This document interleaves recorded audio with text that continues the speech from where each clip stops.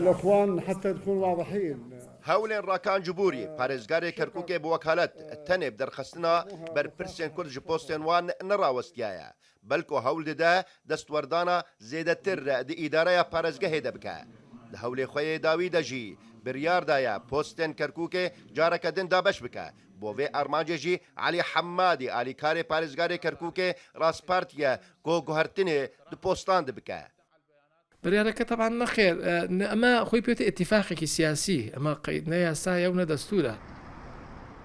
پارێزگەها کەرکووکێ ji قەزایەن حەویجە داقووق دووبزوو ناڤەندا کەرکووکێ پێک هاتیە بەرێتەنێ دووبزوو ناڤەندا کەرکووکێ di destê Kurdan debûn lêniha yek ji wan jî di destê Kurdan de nemaye. Li kompanyaya petrola Kerkûkê û di sektora petrolê de ku xezîneyeke mezin a dahata Kerkûkê û hemû Iraqê jî ji tevahiya 13,000 karmendan rêjeya Kurd ji sedî 5 bû. Her çi qas Kurdan daxwaza ji sedî sî û dudwan dikirin lê ev jî nehatiye cîbcîkirin û neha ev rêje ji berê kêmtir bûye.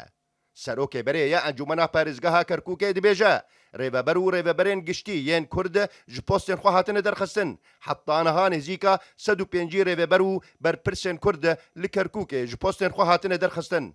بەپێی انتخابات هەڵبژاردنەکان بێ ڕێژەی کورد تەجاوزی 58 بۆ 63 لە سەتی کرد یعنی بێ هەموو دام و دەستگا حکوومەکان 63 نەتەوەی کورد بێ دوای ئەو زۆڵمەی لی کراوە لە 57 و ئەحساکە گەر لێ یەکلاکەینەوە و یان ئەحساکەی 47 بێ ڕێژەی کورد لە 70% بەسەرەوە بێ بەڵام ئێمە سەبات حاڵێک بەرەدۆخێکی واقعیەکی تازاتوە بەو ڕێژەی کە انتخابات پێی تێپەڕ بوو بەو دەنگەی کە کورد هێنای بەو دەنگەش نییە من 63 نین سەتا لێم نەگەشتە 14%. Rêjeya ji sedî 42 ji postên Kerkûkê bo Kurd û ji sedî 37 bo Ereb û Turkman jî ji sedî 17 hebû. Lê niha piştî sala 2017 rewş bo Kurd hatiye guhertin. Ji tevahiya 8 postên emnî yên bajarê Kerkûkê 5 post bo Turkmanan hatine dan û her siyê din jî bo Ereban hatine dan. Di demekê de gopiraniya postên emnî pişka Kurdan bûn.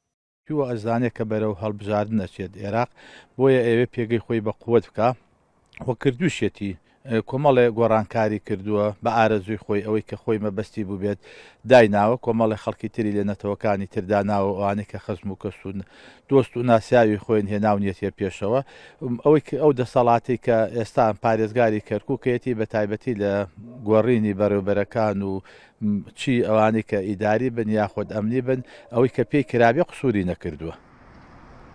Li serdema desaletdariya Kurd li Kerkûkê eger rêveberê giştî yê polîs Kurd baya cêgirê wî Turkman bû û eger rêveberê fermangehekê Kurd baya cêgirî wî Ereb bû û berova jî vê yekê jî wiha bû.